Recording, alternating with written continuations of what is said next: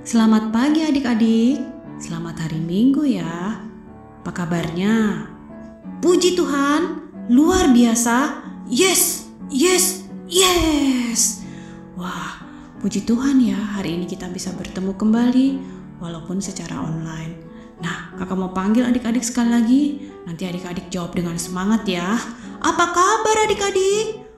Puji Tuhan, luar biasa. Yes, yes, yes. Nah, adik-adik, sebelum kita mulai pelajaran hari ini, kita minta pimpinan Tuhan dulu yuk. Kita sama-sama tundukkan kepala, lipat tangannya, dan tutup matanya. Mari kita berdoa. Tuhan Yesus, terima kasih kami sudah mengikuti ibadah minggu hari ini. Saat ini kami mau belajar firman Tuhan. Pimpin kami ya Tuhan, supaya kami bisa mengerti firman Tuhan, merenungkannya, dan melakukannya setiap hari. Dalam nama Tuhan Yesus, kami berdoa. Amin. Nah, adik-adik, firman Tuhan untuk kita pada hari ini terambil dari kitab Amos 5 ayat 14 sampai dengan 15. Tadi adik-adik sudah bacakan ya pada waktu ibadah.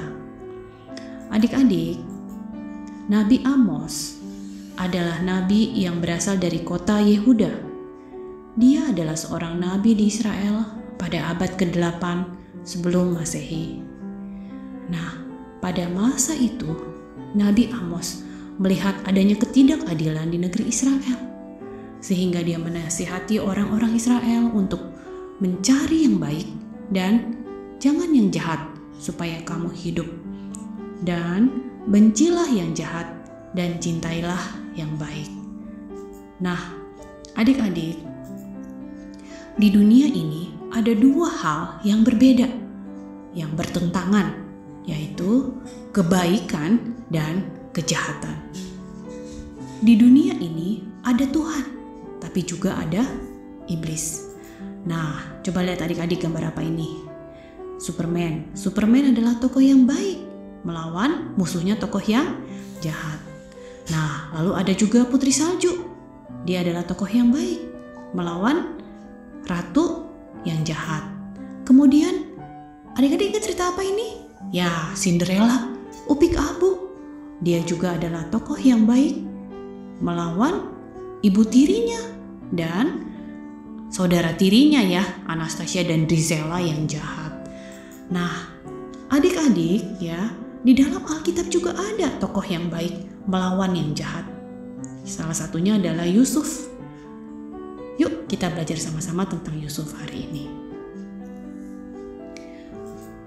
Ada seorang bapak yang bernama Yakub mempunyai 12 anak laki-laki. Bapak Yakub ini lebih sayang kepada anaknya yang bernama Yusuf dibandingkan semua anaknya yang lain.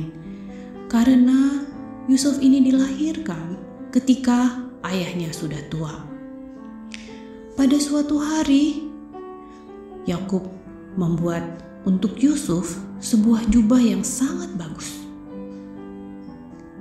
Abang-abangnya melihat itu, dan abang-abangnya tahu bahwa bapaknya lebih sayang kepada Yusuf, sehingga bencilah mereka kepada Yusuf. Pada suatu malam, Yusuf bermimpi. Mereka semua sedang berada di ladang, mengikat gandum. Lalu gandum Yusuf berdiri tegak, dan gandum saudara-saudaranya mengelilingi dan sujud kepadanya. Kemudian Yusuf bermimpi lagi. Dia melihat matahari, bulan, dan 11 bintang sujud kepadanya. Lalu Yusuf menceritakan mimpi itu kepada abang-abangnya. Ketika dia menceritakan mimpi itu, adik-adik, abang-abangnya ini bertambah benci kepadanya. Kau kira engkau akan menjadi raja dan berkuasa atas kami? Tegur abang-abangnya. Nah, abang-abang Yusuf iri hati kepadanya. Tetapi ayahnya tetap memikirkan mimpi itu. Nah, pada suatu hari, Bapak Yakub menyuruh Yusuf untuk pergi ke tempat abang-abangnya menggembalakan kambing domba untuk melihat keadaan mereka di sana. Ketika Yusuf berjalan menuju ke tempat abangnya, dari jauh mereka telah melihat Yusuf. Kata mereka satu sama lain, "Lihat, si tukang mimpi itu datang. Ayo kita bunuh dia dan lemparkan mayatnya ke dalam sumur yang kering. Nanti kita katakan bahwa dia diterkam binatang buas. Kita lihat nanti bagaimana jadinya mimpi-mimpi itu." Mendengar kesepakatan itu, Ruben, abangnya yang nomor 1, berusaha untuk menyelamatkan Yusuf. Nah, ketika Yusuf sampai, dengan kasarnya mereka melepas jubah Yusuf yang sangat indah itu, lalu menyeret dia dan melemparkannya ke dalam sumur yang kering. Ketika beberapa pedagang Midian lewat, Yusuf kemudian dikeluarkan oleh abang-abangnya dari dalam sumur itu. Lalu ia dijual kepada orang Ismail itu dan dibawa ke Mesir. Adik-adik, bagaimana ya kira-kira perasaan Yusuf? Pasti dia sangat sedih. Lalu abang-abangnya ini menyuruh orang mengantarkan jubah Yusuf yang sudah dicelupkan ke dalam darah kambing kepada bapaknya Yakub. Yakub mengira anaknya Yusuf telah mati diterkam oleh binatang buas. Kemudian Yakub sangat sedih. Berhari-hari lamanya dia menangisi Yusuf. Sampai Yakub itu berkata, "Sampai mati saya akan terus menangisi anak saya. Dia begitu sangat sedih." Adik-adik, bagaimana nasib Yusuf? Kemudian dia dibawa ke Mesir oleh orang-orang Ismail dan dijual kepada Potifar, seorang perwira raja yang menjabat sebagai kepala pengawal istana. Tuhan tetap menolong Yusuf sehingga selalu berhasil dalam semua pekerjaannya. Potifar senang kepada Yusuf dan Yusuf diberi kuasa atas rumahnya dan segala miliknya. Tuhan memberkati Potifar karena Yusuf. Pada suatu hari, istri Potifar memfitnah bahwa Yusuf telah melakukan yang tidak baik. Kemudian Potifar menjadi sangat marah dan Yusuf dimasukkan ke dalam penjara. Tetapi Tuhan menolong Yusuf dan terus mengasihinya, sehingga kepala penjara suka kepadanya. Yusuf bahkan diberi tanggung jawab atas segala pekerjaannya di penjara. Adik-adik, suatu hari Raja Mesir, Firaun, bermimpi. Lalu juru minuman raja yang pernah diartikan mimpinya pada waktu ia berada di penjara menceritakan tentang Yusuf kepada Firaun. Lalu Firaun memanggil Yusuf untuk mengartikan mimpinya. Dan Tuhan menolong Yusuf sehingga ia dapat mengartikan mimpi Firaun Raja Mesir itu. Firaun melihat bahwa Yusuf lebih cerdas dan bijaksana dari siapapun. Akhirnya Yusuf dikeluar dari penjara dan dia diangkat menjadi gubernur di Mesir. Nah, adik-adik, ketika Yusuf menjadi penguasa di Mesir, pada waktu itu terjadi kelaparan. Saudara-saudara Yusuf datang untuk membeli gandum ke Mesir. Yusuf tidak mendendam dan tidak membalas kejahatan mereka. Walaupun pada waktu itu dia punya kesempatan untuk balas kejahatan saudara-saudaranya. Sebaliknya adik-adik, Yusuf justru mengampuni saudara-saudaranya. Dia memaafkan kesalahan-kesalahan saudara-saudaranya dan ia bertemu kembali dengan ayahnya Yakub.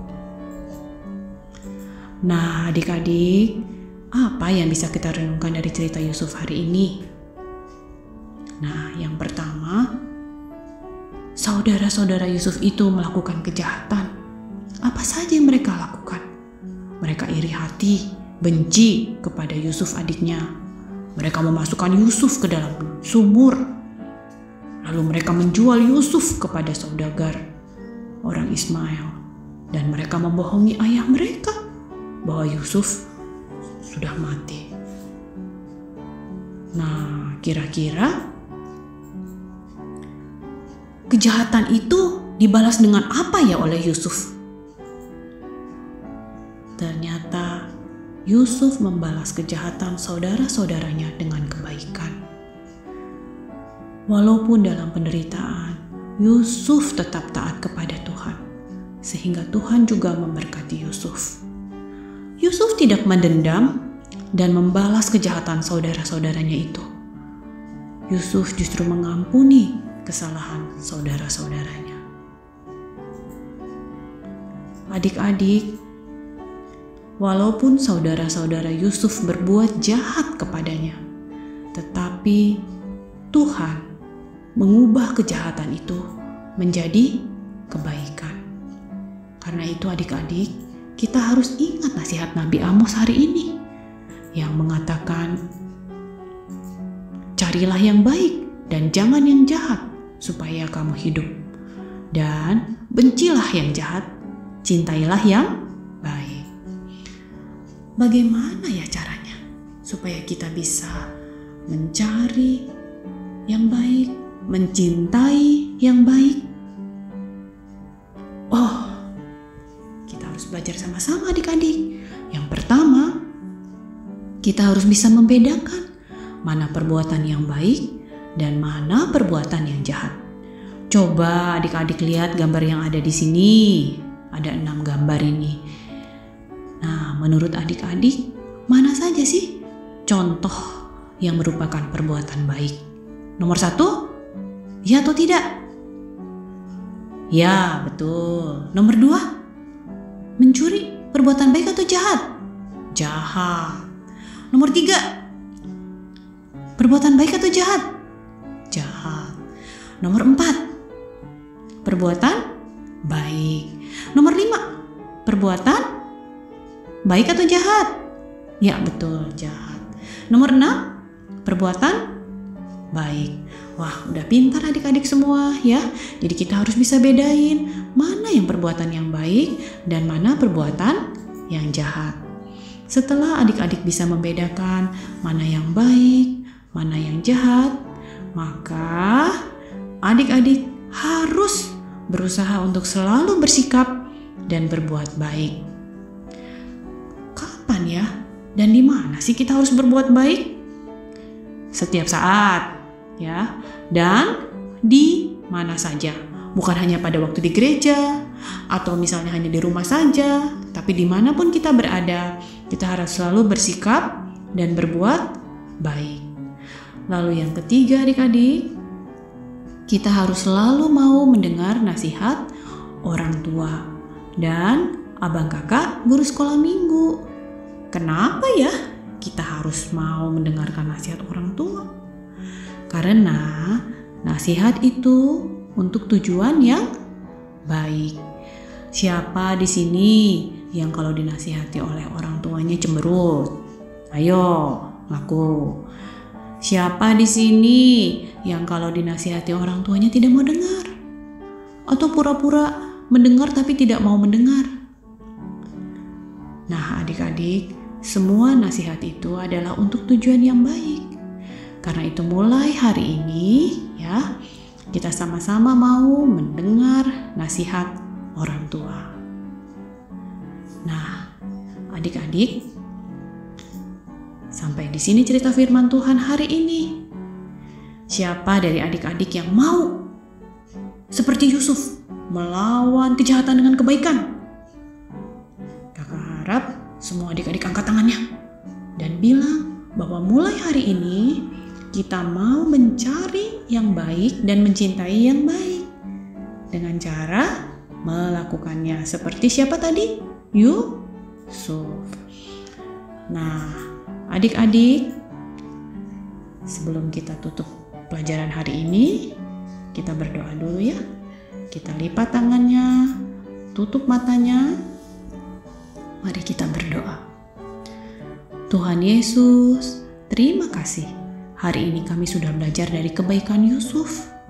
Tuhan, kami mau menjadi anak yang taat, seperti nasihat Nabi Amos hari ini. Tolong kami ya Tuhan untuk melakukannya. Tuhan Yesus, lindungilah papa dan mama, kakak, abang, adik, saudara, guru, dan teman-teman semua, dan semua orang agar terhindar dari virus corona. Terima kasih Bapa, dalam nama Tuhan Yesus kami berdoa. Amin. Adik-adik semuanya, selamat hari Minggu. Salam kasih dan kangen dari kakak-kakak dan abang-abang guru sekolah minggu. Sampai kita ketemu lagi ya minggu depan. Tetap semangat, tetap sukacita, dan salam sehat. Tuhan Yesus memberkati kita semua.